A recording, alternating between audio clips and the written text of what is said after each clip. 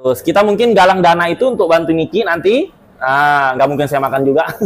Karena nanti akan kita show ke media juga kan, di media sosial. Jadi akan terlihat berapa yang...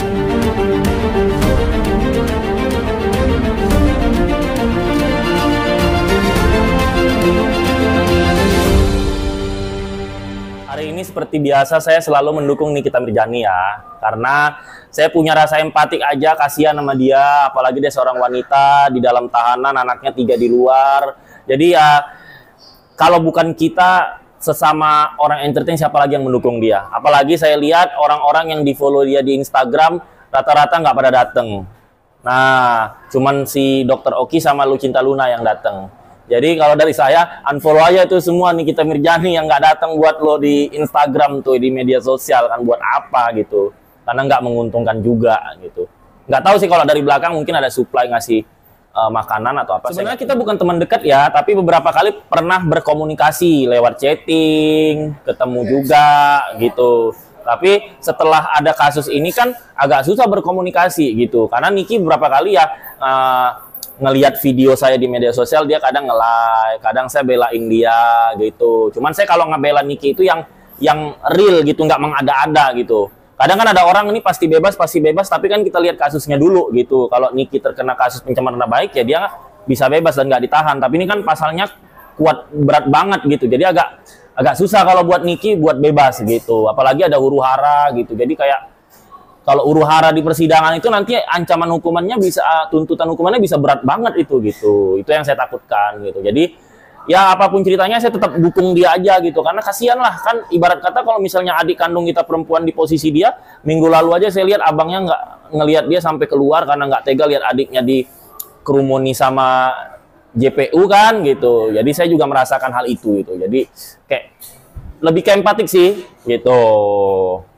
Tadi kelihatannya kayak pesimis gitu Bang, artinya dalam hal ini kan Abang mengikuti kasus persidangan Nikita ya. Sejauh mana sih Abang bisa pesimis dia akan panjang dan akan masuk seperti apa sih? Jadi gini, saya walaupun di entertainment tapi saya kan banyak relasi orang hukum.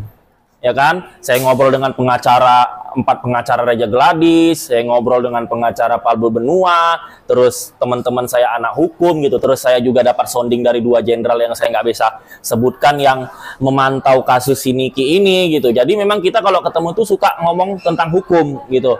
Nah, kalau ancaman hukumannya sampai dia bisa ditahan gini, itu untuk diringankan sebenarnya bisa.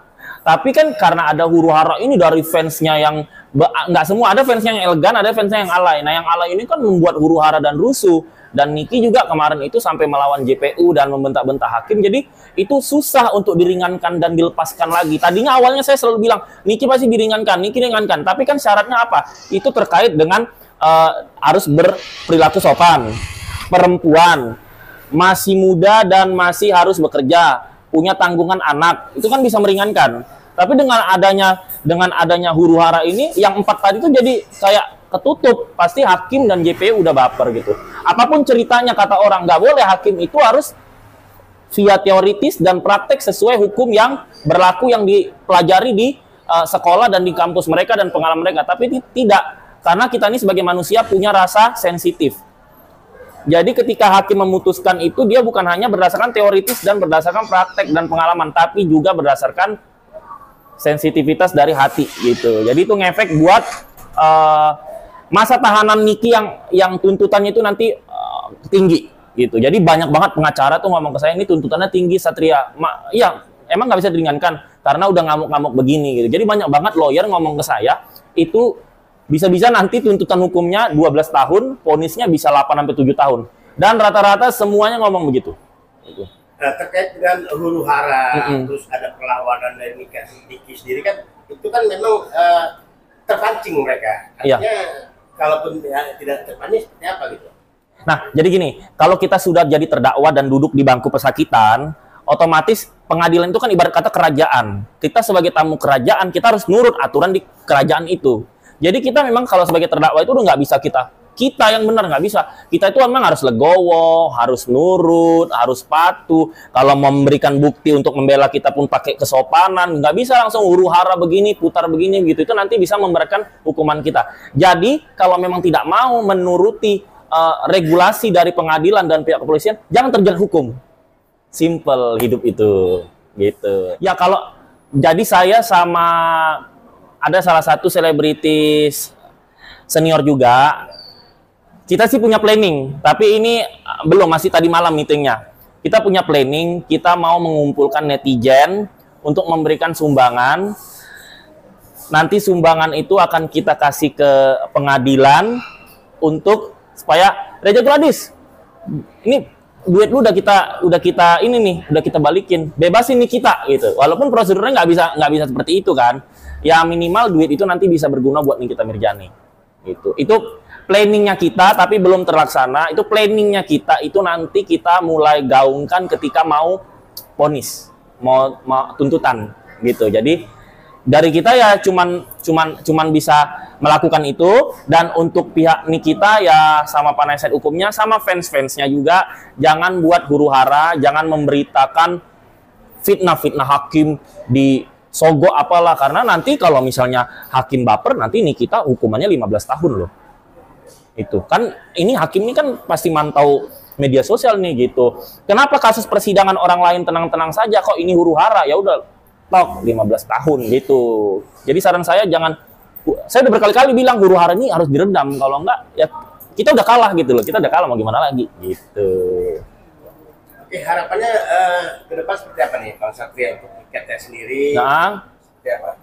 Satu sama doa maupun apa gitu kan? Ya kalau saya hanya bisa berdoa terus menggaungkan untuk memprovokasi si fans-fans yang tidak huru-hara.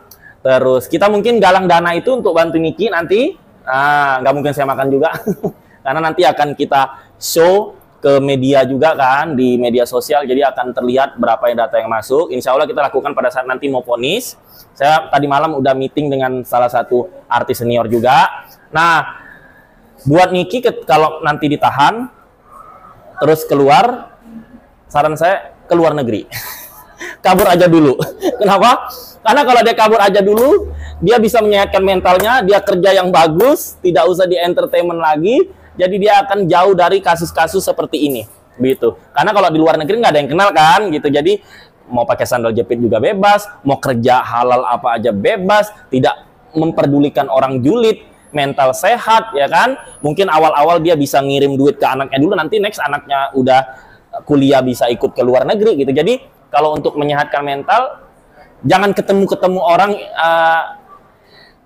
di negara sendiri dulu, karena harus julid gitu. Jadi dia harus kabur. Kalau saran saya, dia kabur aja dulu, nenangin diri. Nanti kalau udah mental sehat, dia balik lagi ke sini. Tapi kalau saran saya jangan terjun ke entertain lagi, karena pasti apa ya, jadi pengusaha aja.